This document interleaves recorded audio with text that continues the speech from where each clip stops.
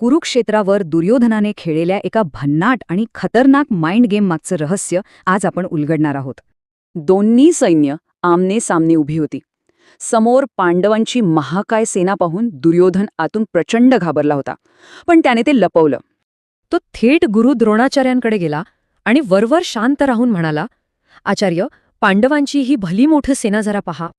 ऐकायला हे साधं निरीक्षण वाटतंय ना, पण नाही. त्याचा खरा हेतू आपल्याच गुरुवर जबरदस्त मानसिक दबाव टाकण्याचा होता. ही एक अत्यंत हुशार खेळी होती. तुमचाच शिष्य आता माझ्या विरोधात उभा आहे हे सुचवण्याची ती एक चाल होती. म्हणजेच ही नुसती माहिती नव्हती.